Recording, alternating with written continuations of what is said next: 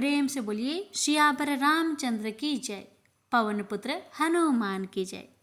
प्यारे भक्तों, आज माघ मंगलवार के दिन मैं आप सभी को सुनाने जा रही हूँ मंगलवार व्रत की पौराणिक कथा, और इसके साथ ही श्रवण करेंगे भगवान राम और माता सीता की पावन कथा। हनुमान जी की कृपा पाने के लिए कथा को पूरा अंत तक अवश्य सुनिएगा। भगवान कथा सुनने वाले, कहने वाले, हुक्कार भरने वाले सभी भक्तों की हर मनोकामना को पूर्ण करें। जय सिया राम। मंगलवार व्रत कथा। बहुत समय पहले की बात है। किसी गांव में एक बुढ़िया रहती थी। वह मंगल देव को अपना इष्ट मानती थी। मंगलवार के दिन वह ना तो घर लिपती थी और ना ही धरती खोदा करती थी। हर मंगलवार को वह मंगल देव का व्रत रखती थी। उसका एक पुत्र था जो मंगलवार के दिन ही पैदा हुआ था, इसलिए वह उसे मांगलिया कहकर पुकारा करती थी। बुढ़िया की श्रद्धा देखकर स्वयं मंगल देव ने उसकी परीक्षा लेने की ठानी और साधु का भेष बनाकर उसके घर मंगलवार के दिन ही पहुंच गए। वह बुढ़िया से बोले कि मुझे भोजन बनाना है, तू थोड़ी सी धरती लीप दे तो मैं भोजन बना लूं। बुढ़िया ने कहा कि महाराज, मैं मंगलवार की व्रती हूँ, मैं आज के दिन धरती नहीं लिपती, मैं जल का छिड़काव कर देती हूँ, आप उस पर भोजन बना ले। उसकी बात सुन साधु ने हठ पकड़ ली कि मैं तो लिपी हुई धरती पर ही भोजन बनाता हूँ। बुढ़िया ने भी रट पकड़ ली कि आज तो धरती ना लिप सकूंगी, इसके अलावा आप जो भी करने को कहेंगे मैं करूंगी। उसकी बात सुन साधु ने वचन लिया कि धरती लिपने के अलावा जो कहूँ करना पड़ेगा। बुढ़िया ने 3 बार वचन दे दिया। अब साधु ने कहा कि अपने बेटे को बुला दे, मैं उसकी पीठ पर अंगीठी जलाकर खाना बना लूंगा।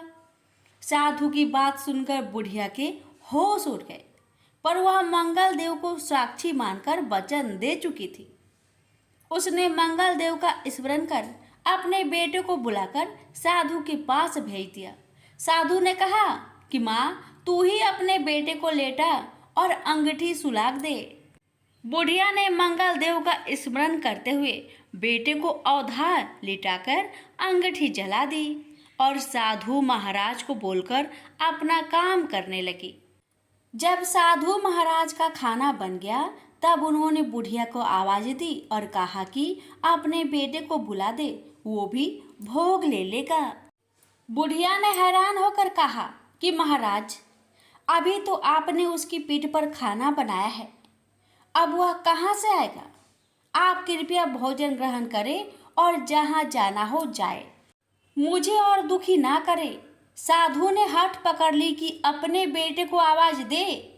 साधु की बात सुन बुढ़िया ने जैसे ही कहा, मांग लिया, ओ मांग लिया, उसका बेटा दौड़ता हुआ आ गया। बेटे को देखकर बुढ़िया चकित रह गई। तब साधु महाराज ने कहा, माँ, तेरा व्रत सफल हो गया, तेरी अपने इष्ट देव में अटल श्रद्धा है, इसलिए आज के बाद वे हर तरह से तेरी रक्षा करेंगे, तुझे कभी भी कोई कष्ट ना होगा। मंगलवार का व्रत सभी प्रकार के सुख प्राप्त करने, रक्त विकार दूर करने, राज्य सम्मान पाने और पुत्र प्राप्ति के लिए किया जाता है। इस व्रत को रखने से मनुष्य के समस्त पाप नष्ट हो जाते हैं। यह व्रत 21 सप्ताह तक किया जाना चाहिए। व्रत के दौरान गेहूं और गुड़ से बने आहार ही ग्रहण किए जाने चाहिए। भोजन दिन या रात में केवल एक बार ही किया जाना चाहिए। इस व्रत के अंत में हनुमान जी की पूजा करनी चाहिए। पूजा के समय लाल रंग के वस्त्र पहने और हनुमान जी को लाल रंग के फूल ही चढ़ाए। पूजा के बाद मंगलवार व्रत की कथा सुननी चाहिए और अंत में हनुमान जी की आरती करनी चाहिए।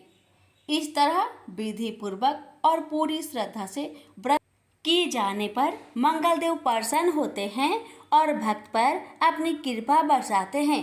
प्रेम से बोलिए सिया रामचंद्र की जय, पवन पुत्र हनुमान की। व्यास जी ने कहा, एक बार नैमिषारण्य तीर्थ में 80,000 मुनि एकत्र होकर पुराणों की ज्ञाता श्री सूत जी से पूछने लगे, हे महामुने, आपने हमें अनेक पुराणों की कथाएं सुनाई हैं।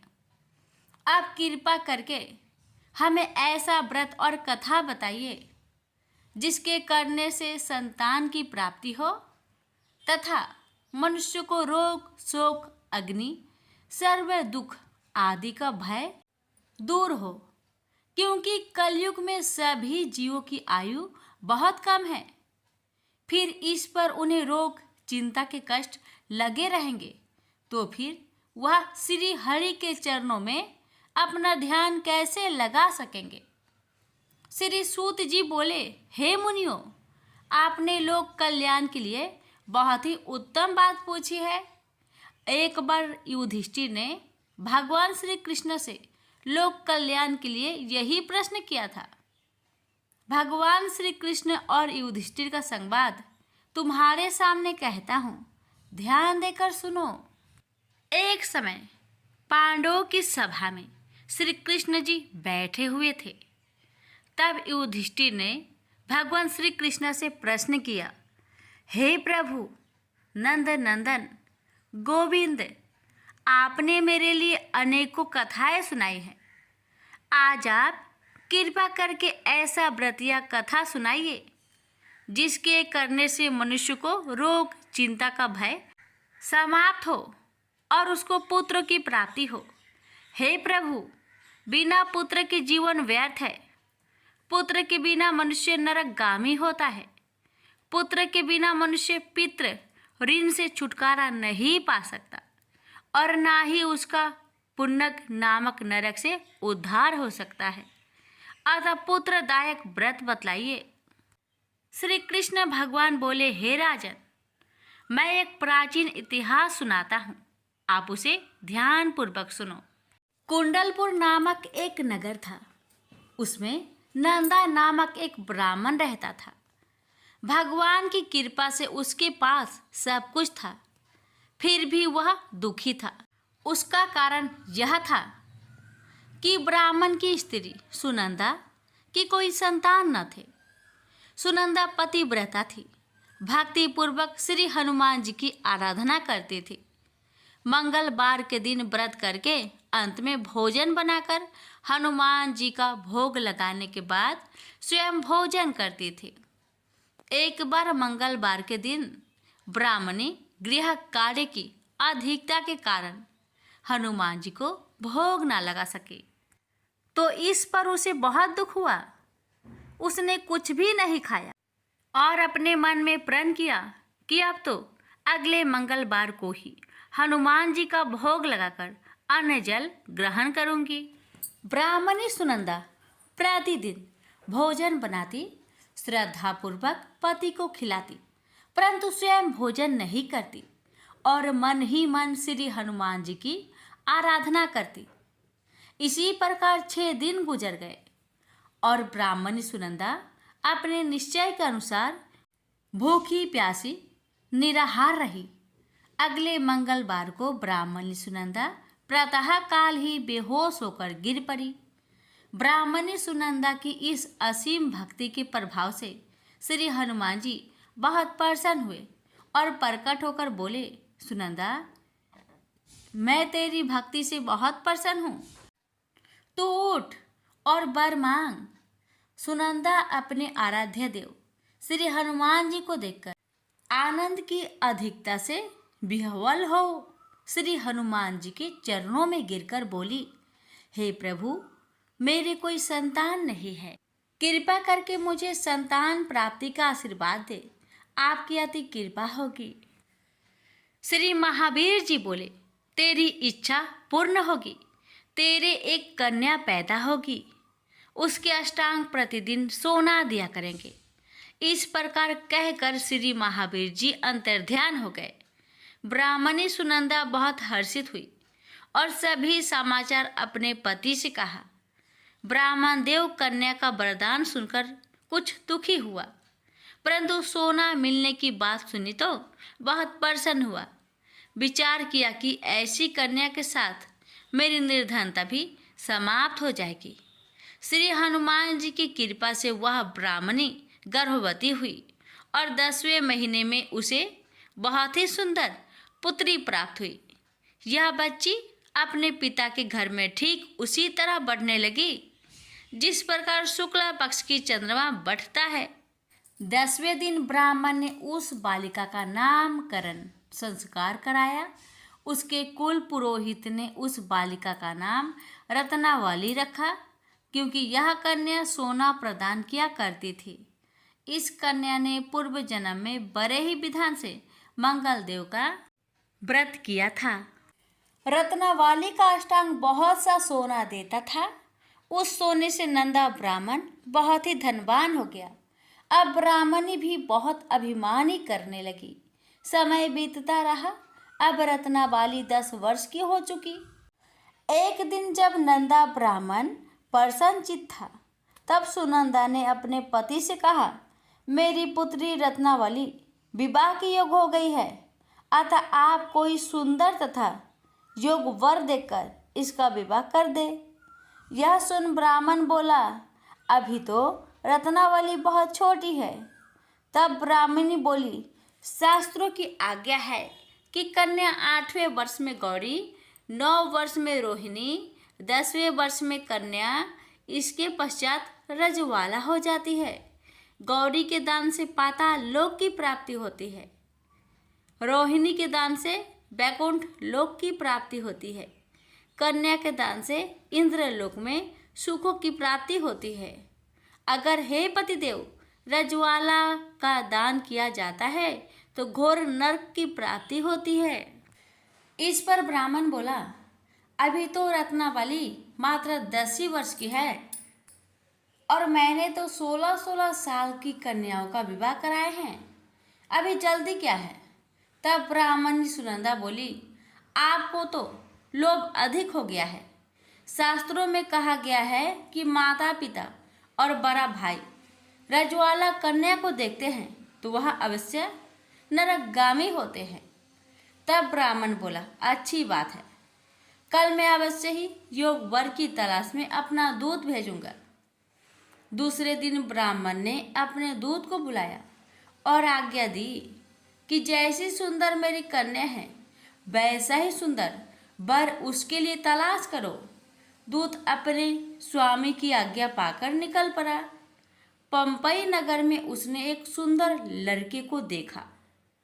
यह बालक एक ब्राह्मण परिवार का बहुत गुणवान पुत्र था। इसका नाम सोमेश्वर था। दूत ने इस सुंदर व गुणवान ब्राह्मण पुत्र के बारे में अपने स्वामी को पूर्ण विवरण दिया। ब्राह्मण नंदा को भी सोमेश्वर अच्छा लगा और फिर शुभ मुहूर्त में विधि पूर्वक कन्यादान करके ब्राह्मण ब्राह्मणी संतुष्ट हुए। परंतु ब्राह्मण के मन तो लोभ समाया हुआ था। उसने कन्यादान तो कर दिया था, पर वह बहुत खिन्न भी था। उसने विचार किया कि रत्नावली तो अब चली जाएगी और मुझे इससे जो सोना मिलता था वह अब मिलेगा नहीं। मेरे पास जो धन था कुछ तो इसके विवाह में खर्च हो गया और जो शेष बचा है वह भी कुछ दिनों के पश्चात समाप्त हो जाएगा। मैंने तो इसका विवाह करके बहुत बड़ी भूल कर दी है। अब कोई ऐसा उपाय हो कि रत्नावली मेरे घर में ही बनी रहे, अपने ससुराल ना जावे। लोभ रूपी राक्षस ब्राह्मण के मस्तिष्क पर छाता जा रहा था। रात भर अपनी सैया पर बेचैनी से करवटें बदलते बदलते उसने एक बहुत ही क्रूर निर्णय लिया। उसने विचार किया कि जब रत्नावली को लेकर उसका पति सोमेश्वर अपने घर के लिए जाएगा तो वह मार्ग में छिपकर सोमेश्वर का वध कर देगा और अपनी लड़की को अपने घर ले आएगा, जिससे नियमित रूप से उसे सोना भी मिलता रहेगा और समाज का कोई मनुष्य उसे दोष भी नहीं दे सकेगा। प्रातःकाल हुआ तो नंदा और सुनंदा ने अपने जामाई तथा लड़की को बहुत सारा धन देकर विदा किया। सोमेश्वर अपनी पत्नी रत्नावली को लेकर ससुराल से अपने घर की तरफ चल दिया। ब्राह्मण नंदा महालोभ के वशीभूत हो अपने मति खो चुका था। पाप पुण्य को उसे विचार न रहा था। अपने भयानक व क्रूर निर्णय को कार्य रूप देने के लिए उसने अपने दूत को मार्ग में अपने जामाई का वध करने के लिए भेज दिया था, ताकि रत्नावली से प्राप्त होने वाला सोना उसे हमेशा मिलता रहे और वो कभी निर्धन ना हो। ब्राह्मण के दूत ने अपने स्वामी की आज्ञा का पालन करते हुए उसके जमाई सोमेश्वर का मार्ग में ही वध कर दिया। समाचार प्राप्त कर ब्राह्मण नंदा मार्ग में पहुंचा और रुदन करते अपनी पुत्री रत्नावली से बोला, हे पुत्री, मार्ग में लुटेरों ने तेरे पति का वध कर दिया है। भगवान की इच्छा के आगे किसी का कोई बस नहीं चलता है। अब तू घर चल, वहां पर ही रहकर शेष जीवन व्यतीत करना। जो भाग्य में लिखा है वही होगा। अपने पति की अकाल मृत्यु से रत्नावली बहुत दुखी हुई। करुण क्रंदन व रुदन करते हुए अपने पिता से बोली, हे पिताजी, इस संसार में जिस स्त्री का पति नहीं है उसका जीना व्यर्थ है। मैं अपने पति के साथ ही अपने शरीर को जला दूंगी और सती होकर अपने इस जन्म को माता पिता के नाम को तथा सास ससुर के यश को सार्थक करूंगी। ब्राह्मण नंदा अपनी पुत्री रत्नावली के वचनों को सुनकर बहुत दुखी हुआ। विचार करने लगा, मैंने व्यर्थ ही जमाई वध का पाप अपने सिर लिया। रत्नावली तो उसके पीछे अपने प्राण तक देने को तैयार हो। मेरा तो दोनों तरफ से मरण हो गया। धन तो अब मिलेगा नहीं। जमाई वध के पाप के फलस्वरूप यम यातना भी भुगतनी पड़ेगी। यह सोचकर वह बहुत खिन्न हुआ। सोमेश्वर की चिता बनाई गई। रत्नावली सती होने की इच्छा से अपने पति का सिर अपनी गोद में रखकर चिता में बैठ गई। जैसे ही सोमेश्वर की चिता को अग्नि लगाई गई, वैसे ही प्रसन्न हो मंगलदेव वहां प्रकट हुए और बोले, हे रत्नावली, मैं तेरी पति भक्ति से बहुत प्रसन्न हूँ, तू वर मांग। रत्नावली ने अपने पति का जीवन दान मांगा। तब मंगलदेव बोले, रत्नावली, तेरा पति अजर अमर है, यह महाविद्वान भी होगा और इसके अतिरिक्त तेरी जो इच्छा हो वर मांग। तब रत्नावली बोली, हे ग्रहों के स्वामी, यदि आप मुझ पर प्रसन्न हैं तो मुझे यह वरदान दीजिए कि जो भी मनुष्य मंगलवार के दिन प्रातः काल लाल पुष्प लाल चंदन से पूजा करके आपका स्मरण करे, उसको रोग व्याधि ना हो, सज्जनों का कभी वियोग ना हो, सर्प अग्नि तथा शत्रुओं का भय ना रहे। जो स्त्री मंगलवार का व्रत करे वह कभी विधवा ना हो। मंगलदेव तथास्तु कहकर अंतर्ध्यान हो गए। सोमेश्वर मंगलदेव की कृपा से जीवित हो उठा। रत्नावली अपने पति को पुनः प्राप्त कर बहुत प्रसन्न हुई और मंगलदेव का व्रत प्रत्येक मंगलवार को करके व्रतराज और मंगलदेव की कृपा से इस लोक में सुख ऐश्वर्य को भोगते हुए अंत में अपने पति के साथ स्वर्ग लोक को गई। प्रेम से बोलिए मंगल देव की जय। अब रसपान करेंगे राम कथा। श्री राम की पावन चैत्र कथा की महिमा ऐसी है कि इसे कहने और सुनने से जिस आत्मिक सुख की अनुभूति होती है वह अवर्णनीय है। साधु परंपरा में राम कथा का श्रवण नित्य नियम माना जाता है और राम का नाम भारत भूमि पर प्रतिदिन करोड़ों कंठों से निकलता है। औपचारिक व्यवहार में भारत में राम राम का पारस्परिक आदान प्रदान यहाँ की संस्कृति का अभिन्न अंग है। सदैव स्मरणीय राम की इस परम पवित्र कथा को युगों युगों से कहा सुना जा रहा है।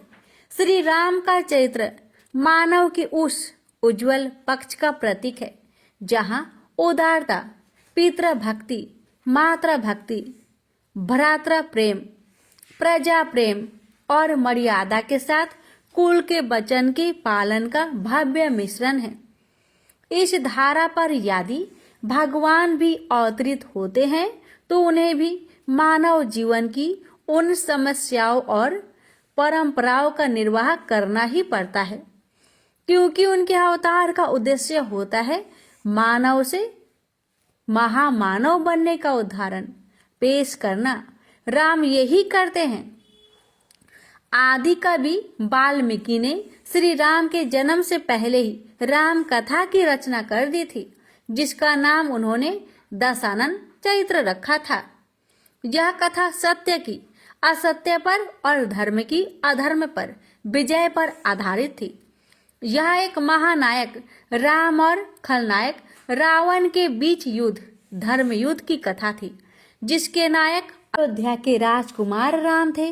राम के चरित्र का जो वर्णन आदि कवि ने किया वह इतना भव्य था कि वे स्वयं श्री हरि से प्रार्थना करने लगे थे कि हे प्रभु, उस चरित्र को धरातल पर उतारने, उनकी कल्पना को साकार करने और समस्त संसार को सुखी करने के लिए मनुज रूप में अवतरित हो। भगवान नारायण श्री हरि अपने परम भक्त की इच्छा को कैसे टाल सकते थे। राम कथा को श्लोकबद्ध करने का श्रेय सर्वप्रथम आदि कवि वाल्मीकि को ही दिया जाता है। गोस्वामी तुलसीदास 16वीं शताब्दी में जन्मे ऐसे परम भक्त हुए हैं जिन्होंने राम कथा का सुंदर मनोहारी छंदबद्ध वर्णन करके संसार को ऐसा पावन ग्रंथ दिया जो आज भारतीय संस्कृति का अभिन्न अंग है। ऐसा कोई हिंदू परिवार न होगा जिसके पास यह पावन ग्रंथ न हो और इसका नित्य पाठ न होता हो। तुलसीदास के विषय में कहा जाता है कि उन्होंने यह पावन कथा राम भक्त हनुमान के मुख से सुनी थी और इसमें उन्होंने राम जन्म के कारणों का बड़ा सुंदर वर्णन किया। इस महाकाव्य भाषा शैली और तारमयता को देखकर यह मानवीय कार्य नहीं लगता। इससे यह पुष्टि होती है कि श्री राम की प्रेरणा और हनुमान की कृपा से ही तुलसीदास ऐसी लयबद्ध, अर्थपूर्ण और सागर गर्भित रामचरितमानस की भव्य रचना कर पाए। हिंदी काव्य और व्याकरण की ऐसी कौन सी शोभा है जो इस ग्रंथ में विद्यमान नहीं है। राम कथा का सर्वप्रथम वर्णन ब्रह्मा जी ने गौरूपी पृथ्वी से किया, जहाँ देव ऋषि नारद जी उपस्थित थे। नारद के द्वारा यह कथा विभिन्न संतों से कही गई। मुनि अगस्त्य ने भी इस पावन कथा का प्रचार प्रसार बड़े ही भक्ति भाव से किया। तुलसीदास जी ने सभी की वंदना करते हुए राम कथा को रामचरितमानस के द्वारा भव्यता प्रदान की। भगवान श्री हरि जग जननी माता लक्ष्मी के साथ क्षीर सागर में नित्य निवास करते थे। ब्रह्मा रूप में सृष्टि का सृजन, विष्णु रूप में उसका पालन और शिव रूप में संहार अर्थात संतुलन करते थे। जब जब धरा पर दुष्ट शक्तियों का प्रभाव बढ़ गया है और धर्म का ह्रास होता है, तब तब श्री हरि भिन्न भिन्न रूप धरकर अवतरित होते हैं। श्री हरि का पहला अवतार मत्स्य अवतार था। महाप्रलय के समय सृष्टि को बचाने के लिए श्री हरि ने मत्स्य अवतार लिया और हायग्रीव नाम के राक्षस को मारकर वेदों की रक्षा की। राक्षस हायग्रीव महाप्रलय के समय ब्रह्मा जी के मुख से निकले वेदों को निकलकर भाग गया। महाप्रलय के समय सभी सृष्टि अंशों को सुरक्षित कर मत्स्य रूपी श्री हरि ने सृष्टि की पूर्ण रचना की। नरसिंह पुराण के अनुसार उनका दूसरा अवतार कूर्म अवतार है। कहते हैं कि एक बार इंद्र को क्रोधी महामुनि दुर्वासा ने परिजात पुष्पों का दिव्य हार उपहार में दिया था। इंद्र ने उसे तुच्छ जानकर उसे फेंक दिया। अपने उपहार का ऐसा अपमान देखकर क्रोधी दुर्वासा ने इंद्र को श्राप दे दिया कि तेरा वैभव नष्ट हो जाएगा। श्राप के अनुसार लक्ष्मी जी रसातल में चली गई और देवताओं की शक्ति छीन हो गई। इससे दुखी होकर देवता श्री हरि के पास गए और अपनी व्यथा सुनाई। इधर असुरों ने देवताओं की शक्ति छीन होते देख अमरावती पर अधिकार कर लिया। श्री हरि ने तब समुद्र मंथन की राय दी, जिससे लक्ष्मी और अमृत को प्राप्त करने की बात कही गई। समुद्र मंथन में मंदराचल पर्वत की मथनी बनाई गई और उसे पीठ पर धारण करने के लिए जगत कल्याण हेतु श्री हरि ने कच्छप अर्थात कूर्म अवतार लिया। भगवान श्री हरि का तीसरा अवतार वराह अवतार है। कश्यप ऋषि की पत्नी इति के गर्भ से हिरण्याक्ष और हिरण्यकशिपु नाम के दो महाबलवान दैत्य उत्पन्न हुए, जिन्होंने पारवंध बस श्री हरि से घोर शत्रुता ठान ली। पारवंध की कथा इस प्रकार है कि भगवान शिव के जय विजय नाम के दो द्वारपाल थे। एक बार शिव के दर्शन हेतु सनकादि मुनि कैलाश पर पधारे, जो जय विजय ने उन्हें वहां से प्रवेश करने से रोक दिया। सनकादिक मुनि ने क्रोधित होकर श्राप दिया कि वे दोनों अगले 3 जन्मों के लिए घोर राक्षस के रूप में जन्म लेंगे और संसार को कष्ट देकर प्रभु 2 ही बनेंगे। इसी श्राप के कारण जय विजय का पहला जन्म हिरण्याक्ष और हिरण्यकशिपु के रूप में हुआ। हिरण्याक्ष का वध करने के लिए प्रभु ने वराह अवतार लिया और हिरण्यकशिपु के वध के हेतु नरसिंह अवतार लिया। अपने परम भक्त प्रहलाद के भक्ति और यश को चिरतार्थी रखने हेतु श्री हरि ने नरसिंह के रूप में अवतार लिया। श्री हरि के 5वें अवतार के रूप में वे 52वें वामन के रूप में अवतरित हुए। 12वें आदित्य अर्थात अदिति देव माता के पुत्र के रूप में भगवान श्री हरि का अवतार भी जगत कल्याण के लिए ही हुआ। परम भक्त प्रहलाद का पुत्र असुरराज बलि ने अपनी उदारता, दानशीलता और तप से तीनों लोकों को जीतकर असुरी साम्राज्य का विस्तार कर लिया था। और असुरों की तो प्रवृत्ति ही मानवता को त्रास देने वाली होती है, अतः धरा पाप के बोझ से पीड़ित हो उठी थी। तब श्री हरि ने वामन अवतार लेकर राजा बलि से 3 पग भूमि दान करने का संकल्प लिया। 2 पग में पृथ्वी और आकाश लेकर तीसरा पग वामन रूपी श्री हरि ने राजा बलि के शरीर पर रखा और उन्हें पाताल लोक भेज दिया।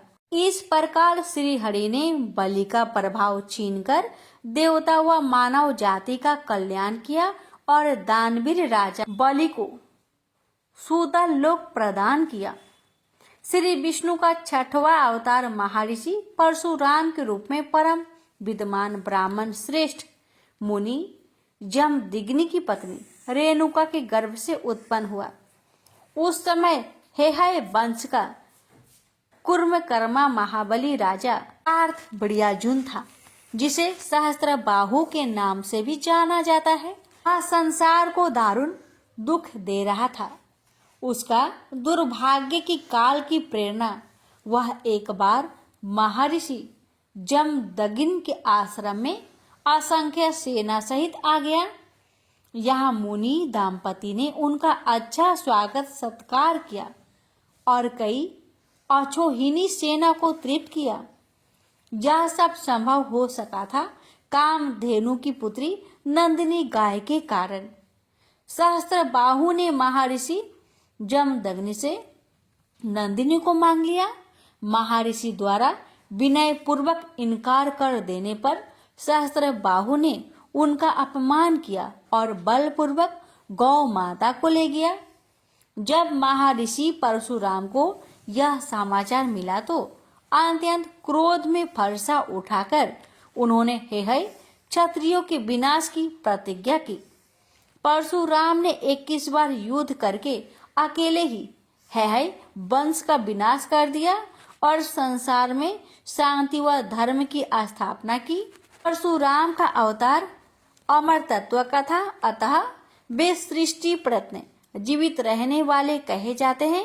राम और कृष्ण के अवतार में उनकी उपस्थिति थी। श्री हरि का राम अवतार त्रेता युग में पहला परशुराम का और दूसरा श्री राम अवतार था। श्री राम के अवतार के कारण कई थे। कश्यप और अदिति ने घोर तपस्या से श्री हरि को प्रसन्न करके उनसे अपने पुत्र रूप में अवतरित होने का वरदान प्राप्त किया था। फिर यही दोनों मनु और शतरूपा के रूप में जन्मे और पुनः श्री हरि की तपस्या कर उनसे यही वर प्राप्त किया। त्रेता युग में यही अयोध्या नरेश दशरथ और महारानी कौशल्या के रूप में जन्मे। श्री हरि ने उनकी घोर तपस्या से प्रसन्न होकर उनके पुत्र के रूप में जन्म लिया। यह प्रभु श्री राम के अवतार का एक प्रमुख कारण था।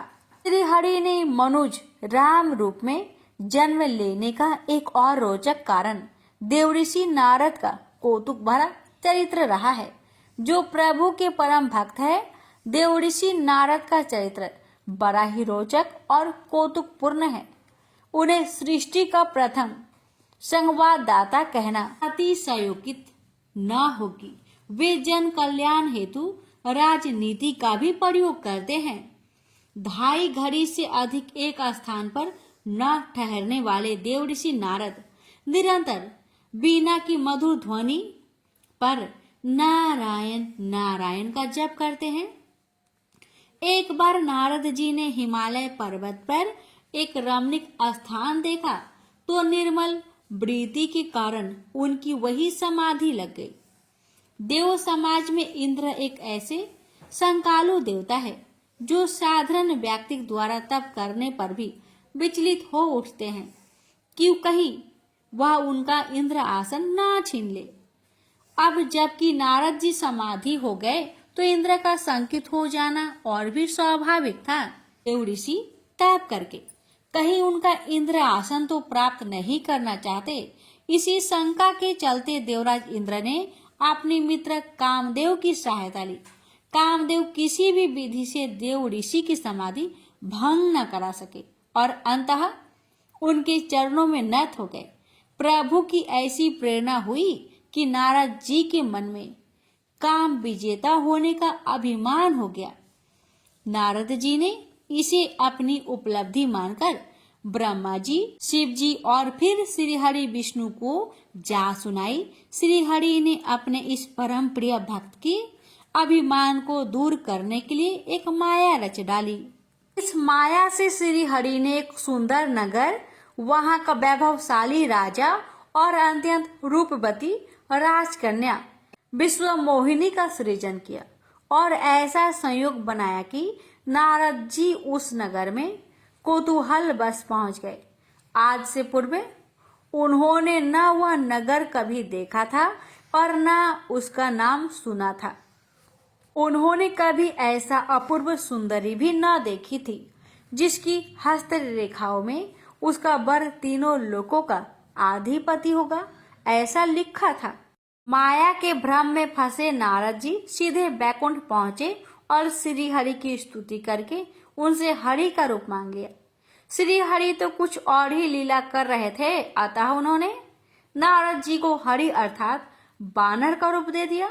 विश्व मोहिनी के स्वयंवर में बानर रूपी नारद जी का बड़ा ही अपमान हुआ और विश्व मोहिनी को श्री हरि विष्णु भगवान ही वर ले गए। ऐसे में देव ऋषि को क्रोध आना स्वाभाविक ही था। भक्तों को भगवान ने यह अधिकार दिया भी है। नारद जी क्रोध से भरे बैकुंठ पहुंचे तो लक्ष्मी रूप में विश्व मोहिनी को देख सब समझ गए। देव ऋषि नारद बोले, आहा, तो यह कारण था मुझे बानर रूप देने का। इस सुंदरी पर तो आपकी दृष्टि थी। सर्वस्वर हो तो किसी से भी कपट करने से भय नहीं मानते, लेकिन इस बार आपने मुझसे ही शत्रुता ले ली है। उस देव ऋषि को ही क्रोधित कर दिया।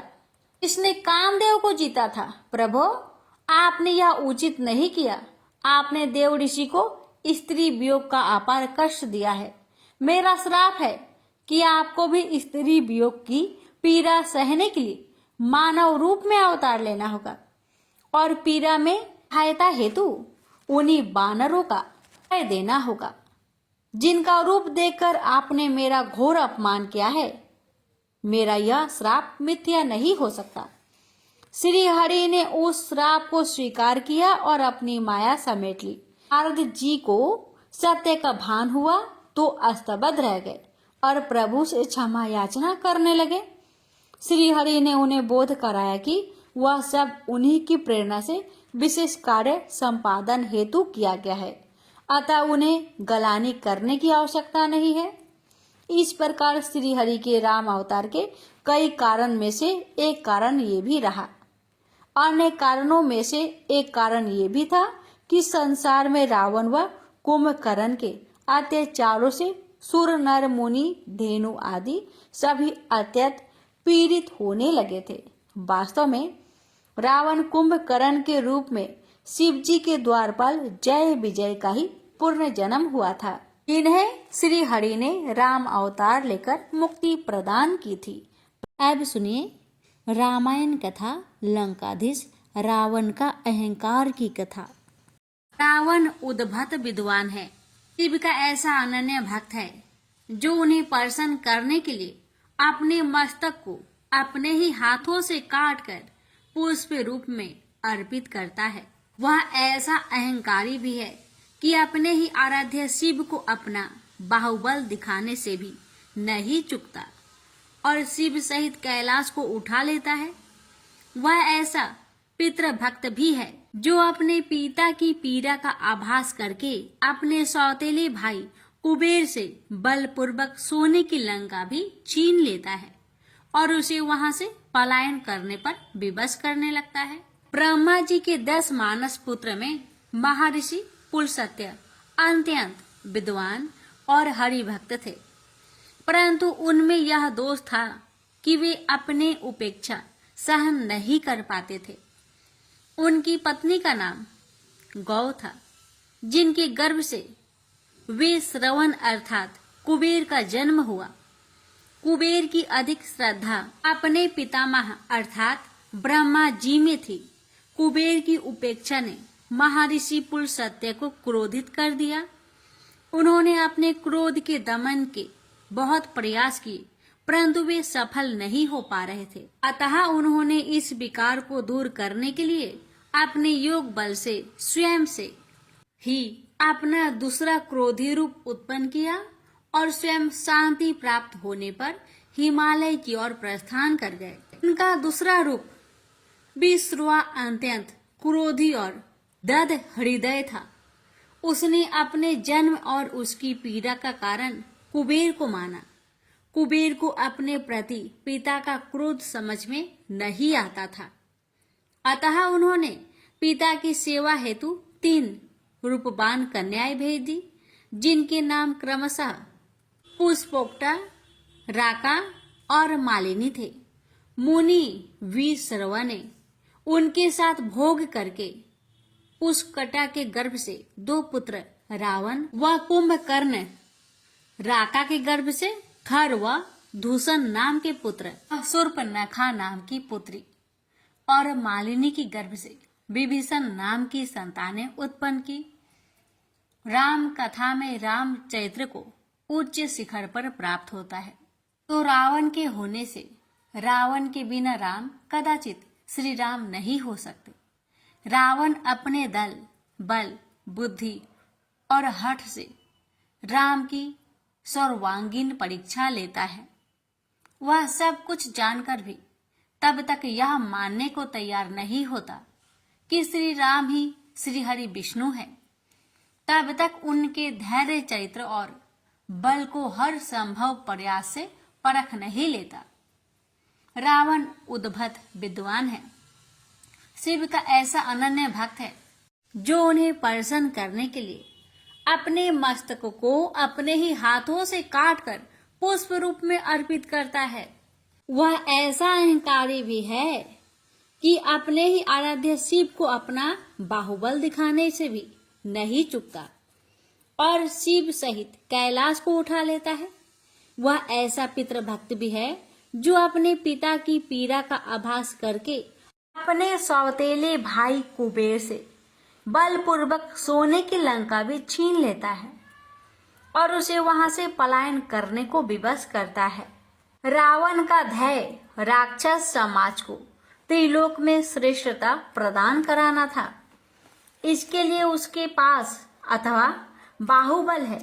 इसके अतिरिक्त उसके पास भाई कुंभकर्ण और लाखों की संख्या में पुत्र पौत्र और राक्षसी सेना है।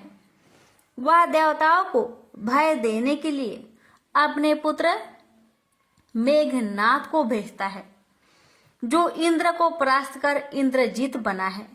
कुंभकर्ण महोदर है। उसका भोजन प्रबंध करना ही एक विकट कार्य है और एक पूरी सेना इसी काम पर लगी रहती है। राक्षस सैनिक नित्य हजारों मुनि नर गौ ब्राह्मण आदि को पकड़ कर लाते हैं और कुंभकर्ण उन्हें खाकर अस्थियों के पर्वत खड़े कर रहा है। यह रावण का भय है। रावण इस अत्याचार से संतुष्ट नहीं होता और उसे और भी बल चाहिए, अतः वह अपने भाइयों के साथ घोर तपस्या करता है। वह ब्रह्मा को प्रसन्न कर लेता है और रावण के लिए अमर तत्व का वरदान मांगता है। वत्स, ब्रह्मा जी ने वर देते हुए कहा, इस नश्वर संसार में अमर तत्व का वरदान संभव नहीं है, परंतु मैं तुम्हें ऐसा वरदान देता हूँ कि देव दानव यक्ष किन्नर गंधर्व आदि से तुम अपराजय रहोगे। तुम्हें केवल मानव और वानर से भय मिल सकता है। ब्रह्मा जी ने वरदान दिया।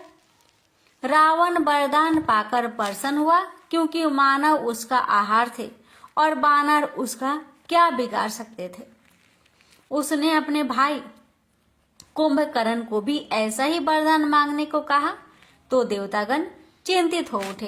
कुंभकर्ण महाभोजी पहले ही हड्डियों के पर्वत खड़ा कर चुका था। अब ऐसा कोई वरदान पाकर तो वह किसी को न छोड़ेगा। देवों ने सरस्वती से विनय की तो सरस्वती ने कुंभकर्ण की मति फेर दी। उसने वरदान में 6 माह की घोर निद्रा और 1 दिन का जागना मांग लिया। रावण सन्न रह गया। कैसी मूर्खता दिखाई थी उसके भाई ने, परंतु अब क्या हो सकता था। वह तो वरदान के प्रभाव से ब्रह्मा जी के एवमस्तु कहते ही सो गया था। रावण ने विभीषण की ओर देखा और आंखों से ही समझाया कि उन्हें क्या मांगना है, परंतु विभीषण ने ब्रह्मा जी की स्तुति करके वरदान में प्रभु चरण में अखंड प्रीति की मांग की। ब्रह्मा जी ने प्रसन्न होकर उन्हें यह वरदान देते हुए उनकी प्रशंसा की और स्वर्गलोक प्रस्थान कर गए। रावण अपने भाइयों की मूर्खता पर आग बबूला होकर रह गया। अब उसे अपने और अपने असंख्य योद्धाओं के बाहुबल से ही तीनों लोकों में अपना साम्राज्य स्थापित करना था। अपराजय होने का वरदान पाकर रावण ने सबसे पहले अपने सौतेले भाई और वैभव के स्वामी कुबेर पर आक्रमण करके उसकी राजधानी स्वर्ण जड़ित लंका नगरी छीन ली और उसका पुष्पक विमान भी अपने अधिकार में ले लिया। कुबेर प्राण बचाकर अन्यत्र चला गया। फिर रावण ने लंका के शिल्पकार मय दानव पर आक्रमण की तैयारी की तो मय दानव ने घबराकर उससे सतर्क संधि कर ली और अपनी अत्यंत रूपवान पुत्री मंदोदरी का विवाह उससे कर दिया। तत्पश्चात रावण ने राक्षसों के दल विश्व विजय के लिए भेज दिए और वह संसार को त्रस्त करने लगा। खर व दूषण ने दंडकारण्य में ऋषि मुनियों को त्रास देना शुरू कर उस क्षेत्र को संत विहीन कर दिया। साधु संत उस तपोभूमि को छोड़कर सुरक्षा के लिए इधर उधर भागने लगे। संसार राक्षसों के अत्याचार से पीड़ित हो उठा। पापाचार बढ़ने लगे, धर्म लोप होने लगा। तो पृथ्वी कब तक इस पाप के बोझ को संभालती। वह अत्यंत व्याकुल होकर गौ रूप में ब्रह्मा जी के पास पहुंची और उन्हें अपनी व्यथा सुनाई। हे पितामह, आपने राक्षस राज रावण को अपराजय होने का वरदान देकर उसे अभय और क्रूर बना दिया है। अब वह दुष्ट तीनों लोगों को त्रास दे रहा है। यदि वह इसी प्रकार मेरी छाती पर पापों का बोझ बढ़ाता रहा तो मैं एक दिन रसातल में समा जाऊंगी। हे प्रभु, कुछ उपाय कीजिए, मैं आपकी शरण में हूँ। ब्रह्मा जी ने पीड़ित पृथ्वी व भयभीत देवताओं को आश्वस्त किया। रावण का अंत निकट आ रहा है। उसका संहार जैसे जैसे चरम को स्पर्श करता जाएगा वैसे वैसे उसका काल उसके अभेद दीप पर प्रवेश करता जाएगा। ब्रह्मा जी उन सभी को साथ लेकर बैकुंठ गए, जहाँ शेष सैया पर भगवान श्री हरि विष्णु व माता लक्ष्मी विराजमान थी। सभी ने उनकी स्तुति की और गौ माता रूपी पृथ्वी ने करुण स्वर में दया निधान के समक्ष अपनी व्यथा व्यक्त की। श्री हरि ने गौ रूपी पृथ्वी और समस्त देवता गणों को सत्वाना देते हुए कहा, हे त्रितापो का महाभार उठाने वाली पूज्य वसुधे व समस्त देवगणों, जन्म के समय ही मृत्यु का समय लिख दिया जाता है और पापात्मा रावण का जीवन अभी कुछ समय और शेष है। अभी महाशिव की कृपा दृष्टि उस पर है, परंतु यह अधिक समय नहीं रहेगी। महादेव की प्रेरणा जैसे ही होगी, मैं धरा का भार हरण करने के लिए मृत्यु लोक में अवतार लूंगा और उस अहंकारी अधर्मी रावण को उसके निर्मल कुल सहित विनष्ट कर दूंगा। इसके लिए आप सभी को मेरा सहायक बनना होगा। अतः आप सभी विभिन्न रूपों में पृथ्वी पर जन्म ले। मैं अयोध्या नरेश दशरथ के ज्येष्ठ पुत्र राम के रूप में अवतरित होऊंगा और तुम सबको एकत्र करके देवलीला करते हुए रावण का संहार करूंगा। श्री हरि की सत्वाना पर सभी प्रसन्न हो उठे। ब्रह्मा जी ने देवताओं को श्री राम की पावन गाथा का पूर्वाभास प्रस्तुत करते हुए रावण की अपराजयता को संदिग्ध बताया। उन्होंने एक उदाहरण देकर रावण के बारे में बताया कि अपने बल के अहंकार में चूर रावण पुष्पक विमान पर बैठकर एक बार किष्किंधा पर्वत की तलहटी में पहुंच गया। एक स्वच्छ सरोवर व उपवन देखकर वह कुछ समय विश्राम करने के लिए वहां उतर गया। उसने सरोवर में से जल पिया तो बड़ी तृप्ति का अनुभव किया, पर तभी वह चौंक उठा। सरोवर में से एक विशालकाय बानर डुबकी लगाकर ऊपर आया था, जिसे रावण पहचानता था। वह बानरों का राजा किष्किंधा नरेश बाली था। रावण को बड़ी गलानी हुई कि जिस सरोवर में एक बानर स्नान करता था, उसने ब्राह्मण होकर उस अपवित्र जल को पी लिया। गलाने के साथ ही उसका अहंकार क्रोध में बदल गया। अरे बाली, तू भले ही राजा है, परंतु तेरी बुद्धि साधारण चंचल बानर जैसी ही है। तू इतना भी नहीं जानता कि इस प्रकार के उपवन सरोवर पार्थिकों के लिए होते हैं और तू इसमें स्नान कर रहा है, इसे अपवित्र कर रहा है। तेरी इस धृष्टता के कारण भूल से मैंने यह अपावन जल ग्रहण कर लिया है। रावण क्रोध से बोला, लंकेश, इस सरोवर के पास स्नान घाट बना है और कोई साधारण बुद्धि भी जान सकता है कि यह पेयजल नहीं है। बाली ने हंसकर कहा, फिर तुम्हारे लिए पावन क्या और अपावन क्या, या उस रक्त मांस से तो पावन है जो तुम भक्षण करते हो। उस कीटों उत्पन्न मदिरा से तो पावन है जो तुम घरे भर भर कर पीते हो। तुमने जन्म ही तो ब्राह्मण के घर लिया है, पर तुम्हारे कर्म तो पशुओं से भी निरंतर है। प्रचंड अग्नि जैसे थोड़े से जल के स्पर्श से और भी भड़कती है, वैसे ही अहंकारी का क्रोध सत्य वचन सुनकर भड़क उठता है। रावण तो जन्मात क्रोधी था।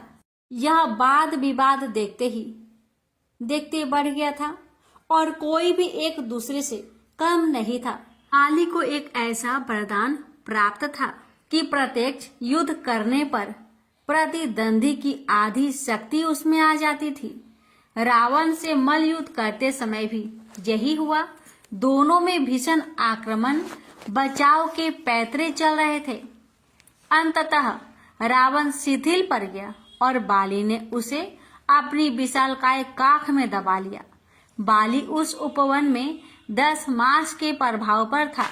रावण को उसने 6 मास तक बंदी रखकर मुक्त किया और उसका सारा अहंकार चूर चूर कर दिया। यह वास्तव में रावण के लिए सीख और संकेत था कि न वह अपराजय है और अपराजय के वरदान में ही उसके नाश के भी तत्व विद्यमान थे। सभी देवगण रावण बाली प्रसंग को सुनकर अवशस्त हो गए कि रावण अपराजय नहीं था और मानव व वानर वास्तव में ही उसकी पराजय निश्चित करने वाले थे। अतः सभी देवता धीरे धीरे इन्हीं योनियों में अपने अंश को जन्म देने लगे थे। लंकापति रावण के भी पूर्व जन्मों पर दृष्टिपात करना प्रासंगिक होगा।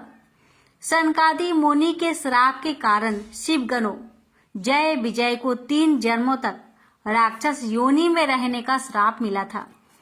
पहला जन्म हिरण्याक्ष व हिरण्यकश्यप के रूप में और दूसरा जन्म संयुक्त शक्ति के साथ दैत्यराज जलंधर के रूप में हुआ।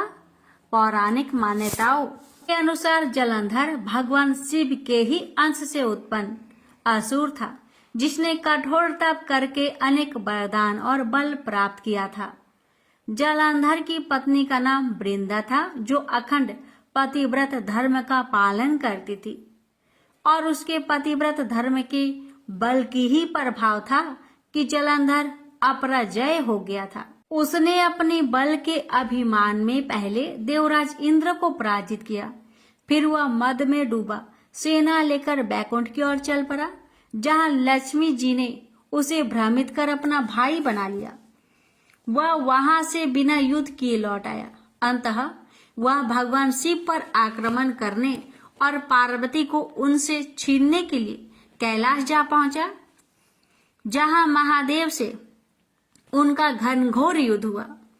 पर अपनी पत्नी वृंदा के अस्तित्व के बल से महादेव के प्रहार भी उसका कुछ नहीं बिगाड़ पा रहा था। शिव को उसके सामने से भागना पड़ा और वे विष्णु की शरण में पहुंचे। देवताओं और मनुष्यों की पीड़ा हरने के लिए भगवान विष्णु ने वृंदा का अस्तित्व नष्ट करने के लिए छल किया और जलंधर का भेष बनाकर उसका धर्म भ्रष्ट कर जलंधर की शक्ति छीन कर दी। उसके बाद युद्ध में जलंधर मारा गया और वृंदा ने आत्मदाह कर लिया। वृंदा की चिता की राख पर एक नन्हा पौधा अंकुरित हुआ, जो तुलसी कहा गया। भगवान विष्णु ने उसे संसार में पूज्य घोषित करके उस सती वृंदा को सम्मान दिया। इस प्रकार रावण ही पूर्व जन्म में जलंधर था। श्राप के अनुसार उसका यह 3रा जन्म था। पौराणिक कथा में इन 3 जन्मों से भी पूर्व का एक और वृत्तांत मिलता है, जिसमें रावण और कुंभकर्ण के जन्म के बीज पहले ही बोए जा चुके थे। यह माया युग के ही एक कल्प की कथा है, जिसमें प्रताप भानु का वर्णन मिलता है। प्रेम से बोलिए सियावर रामचंद्र की जय। प्यारे भक्तों, आज के लिए यहीं तक। अब इसके आगे के वृत्तांत आपको अगले मंगलवार को सुनाई जाएगी। राम कथा सुनने के लिए हमारे चैनल को सब्सक्राइब कर ले। भगवान आप सभी भक्तों की हर मनोकामना को पूर्ण करे। जय सिया राम। पवन पुत्र हनुमान की जय।